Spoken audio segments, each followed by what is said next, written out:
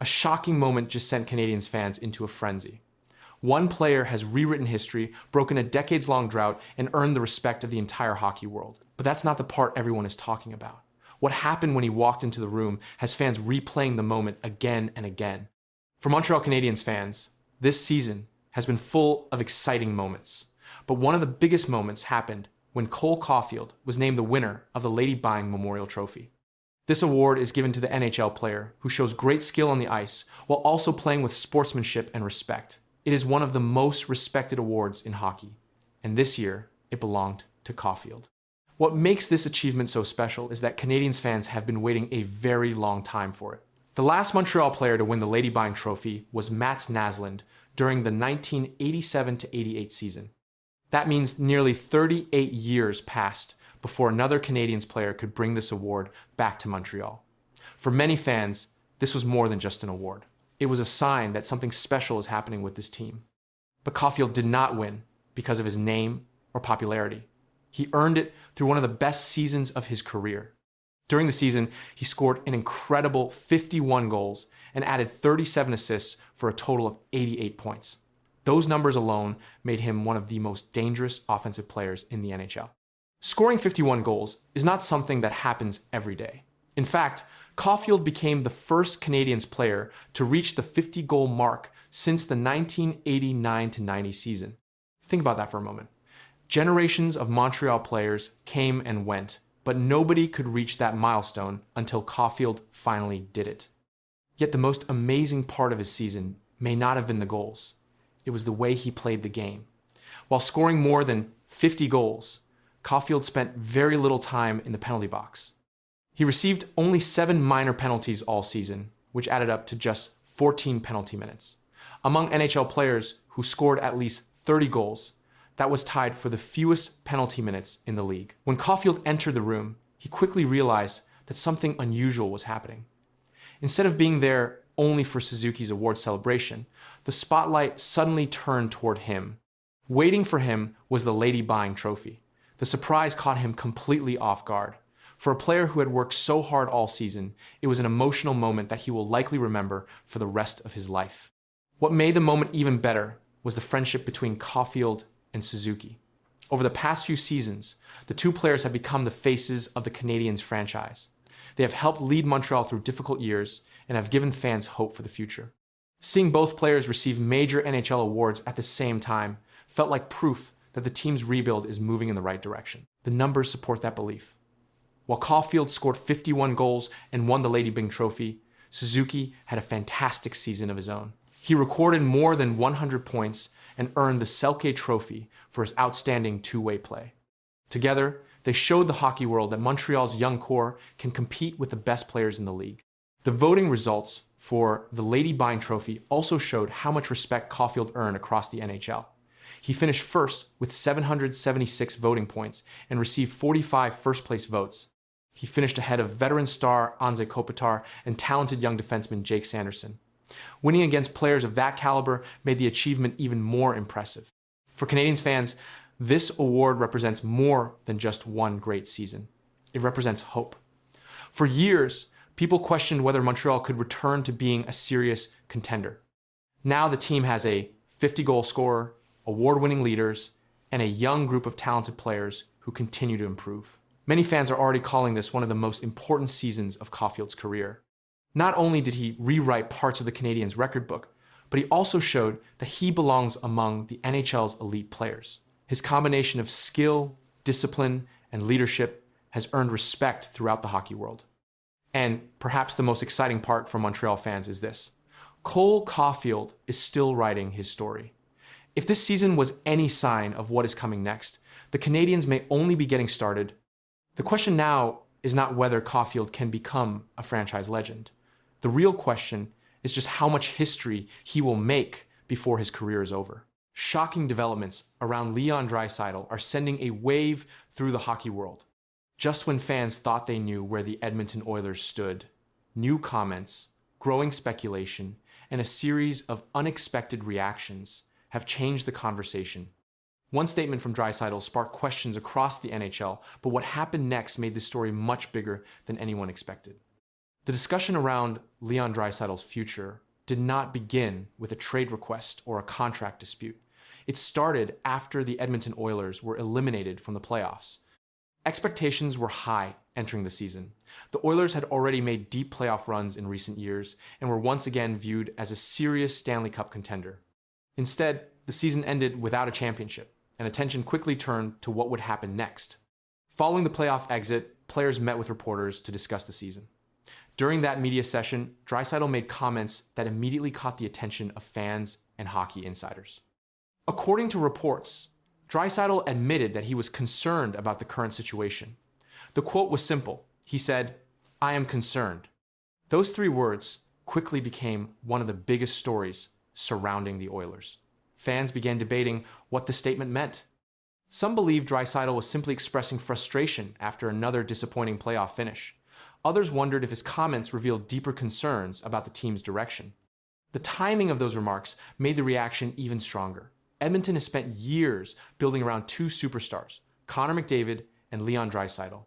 Together, they have become one of the most productive duos in NHL history. They have led the team to multiple playoff appearances and helped Edmonton reach the Stanley Cup final. Yet, despite those achievements, the championship that many expected has remained out of reach. As discussions continued, NHL insiders started paying closer attention. Much of the focus after the playoff exit had centered on Connor McDavid. Reports and speculation about McDavid's future were appearing across hockey media. But soon, analysts began pointing out that Draisaitl's future deserved just as much attention. That statement suddenly became important again. While rumors and speculation continued to spread, many fans returned to those words. Draisaitl had publicly committed himself to Edmonton for the long term. Yet despite that contract and those comments, the discussion was not slowing down. In fact, another development was about to push the story even further into the spotlight. As the discussion around Leon Draisaitl continued to grow, attention soon shifted beyond the player himself. New reports began highlighting reactions from people close to him. One story that gained attention involved Draisaitl's wife, Celeste Desjardins. Reports suggested that public signals connected to Desjardins appeared to push back against rumors claiming Draisaitl wanted to leave Edmonton. No official statement announced that Draisaitl was planning to leave the Oilers. No report showed that he had requested a trade. Yet the speculation continued because of the pressure surrounding the organization after another disappointing playoff result. At the same time, major changes were taking place inside the Oilers organization. Following the season, reports indicated that Edmonton was evaluating several areas of the team. Questions emerged about coaching. Trade rumors began appearing across hockey media. Discussions about roster changes became a daily topic. Those developments created an environment where every comment from a star player carried extra weight. The situation became even more interesting because Connor McDavid's future was also becoming a major topic across the NHL. As one of the league's biggest stars, McDavid's long-term future in Edmonton was being discussed by fans, analysts, and former players. As those conversations intensified, many people started connecting McDavid's future with Draisaitl's future. The reason was simple. The two players have spent years leading the Oilers together. They have become the face of the franchise and one of the most dangerous offensive combinations in hockey. During previous interviews, Draisaitl openly expressed support for McDavid remaining in Edmonton. In comments reported by Sportsnet, Draisaitl said, "Do I want him here forever? Yes, of course." That quote gained fresh attention as speculation continued to build. It reminded fans of the strong connection between the two superstars and their shared goal of bringing a Stanley Cup back to Edmonton. Yet despite all the rumors, the facts remained unchanged. Draisaitl is under contract with the Oilers through his 8-year extension. He publicly stated, "I take great pride in playing for our city, our fans." He also publicly supported McDavid staying with the organization. What sparked the latest wave of discussion was not a trade request. It was not a contract dispute. It was a short comment made after a difficult playoff exit. The statement, "I am concerned," became the center of a much larger conversation about the future of the Oilers. As the offseason moves forward, management faces growing pressure to improve the roster. The organization is working through questions about coaching, player personnel, and the path back to Stanley Cup contention. Meanwhile, Draisaitl's comments continue to be discussed across the hockey world. Not because he announced a departure, not because he demanded a change, but because one of the NHL's biggest stars publicly acknowledged concerns after another season ended without a championship, and that has kept the spotlight firmly on Edmonton's next move. More of it. And, you know, when you're the manager, you take responsibility for it. So the responsibility is mine. But I always say management, coaching, players, we all share, right? We all got 33% of the pie here. You know, I certainly think that, you know, you can look and say there was injuries, and we at the beginning of the year, the goaltenders we had lost the goaltenders, but everybody goes through injuries. To me, those was an excuse. There was a fall off. A shocking statement from former Maple Leafs GM Brad Treliving has reopened one of the biggest stories in hockey. After months of silence, he finally revealed what he believes destroyed Toronto's season. It wasn't one loss, it wasn't one player, and it wasn't one coach. His words pointed to something much deeper inside the organization, and what he said next changed the entire conversation. Brad Treliving is no longer running the Toronto Maple Leafs, but his recent comments have become one of the most discussed topics in hockey. Speaking publicly after his departure, Treliving addressed the disappointing season that ended far below expectations. Fans expected answers. What they received was a blunt assessment from the man who watched the entire season unfold from inside the organization. Listen, we just didn't get it done, right? At the end of the day, you can sit here and there's all sorts of reasons. And like I said, there's, to me, a little bit of a death of a thousand cuts. One quote immediately grabbed attention. Treliving described the season as a death by 1,000 cuts. It was a simple phrase, but it carried a powerful message. According to Treliving, the Leafs were not destroyed by one major event. There was no single game that ended their season. There was no one mistake that changed everything.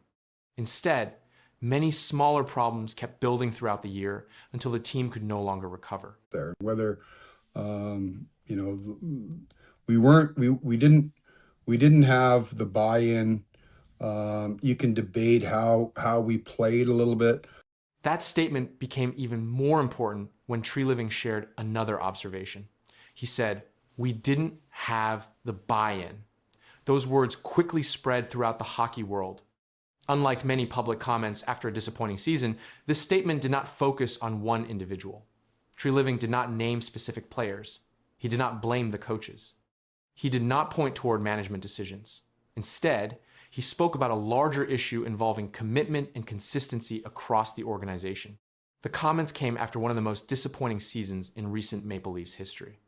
Just 1 year earlier, Toronto finished with 108 points and won its division. Expectations were high entering the new season. Many believed the team could make a serious Stanley Cup run. The roster contained experienced players, star talent, and a new coaching staff. The goal was clear. Toronto wanted to compete with the best teams in the NHL. But the season quickly moved away from those expectations. Wins became harder to find. Consistency became a problem. The team struggled to build momentum. By the end of the season, the Maple Leafs had finished with only 78 points and missed the playoffs. The drop from 108 points to 78 points represented one of the largest declines in recent franchise history. As the season continued to unravel, attention also turned toward head coach Craig Berube. Berube arrived in Toronto with a strong reputation. He had won a Stanley Cup and was known throughout the league for demanding accountability from his players. The expectation was that his leadership would help the Leafs take the next step. Instead, the season continued to move in the wrong direction. Toronto struggled through difficult stretches. Losing streaks appeared at critical moments. The team often found itself trying to recover from setbacks, but never fully regained control of the season. As the losses mounted, pressure around the organization continued to grow. Eventually, Berube became one of the major figures connected to the disappointing results. After the season ended, he was dismissed. For many teams, a coaching change becomes the primary explanation for failure, but Treliving's comments offered a different perspective. Rather than focusing on coaching decisions, he described problems that extended beyond the bench. His death by 1,000 cuts comment matched what many fans witnessed throughout the year. Small mistakes became recurring issues. Missed opportunities added up. Difficult stretches lasted longer than expected. No single problem appeared large enough to destroy the season on its own. But together, those problems slowly pushed the team further away from its goals. That is why the phrase resonated with so many people. It described a process rather than a moment. It reflected a season where challenges continued to grow without a clear solution. The further the season progressed, the harder it became for Toronto to stop the decline. The disappointment eventually led to major organizational changes. Treliving was removed from his position as general manager.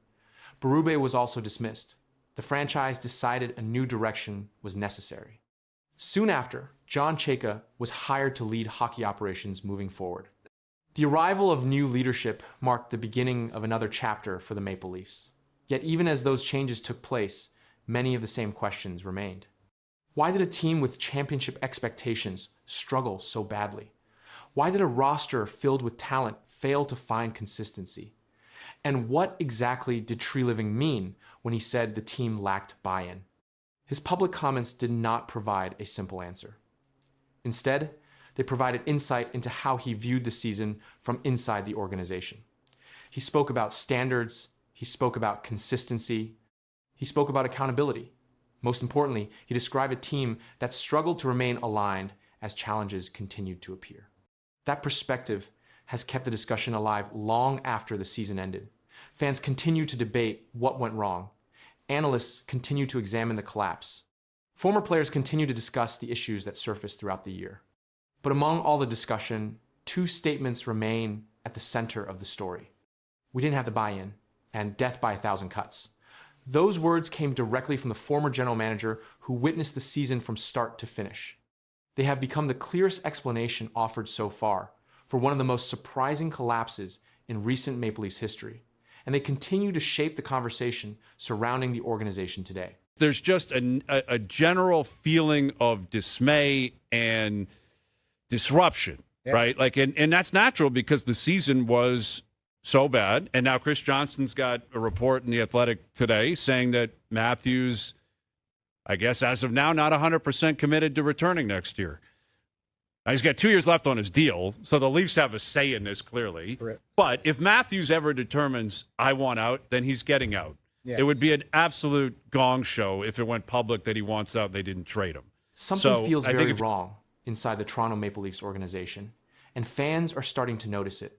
A few shocking words from Austin Matthews have now turned into massive NHL rumors, emotional fan reactions, and growing fear about the future of one of hockey's biggest superstars.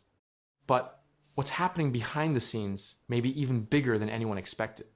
The Toronto Maple Leafs are one of the biggest teams in hockey. They have millions of fans, massive pressure, and one goal every single season to win the Stanley Cup.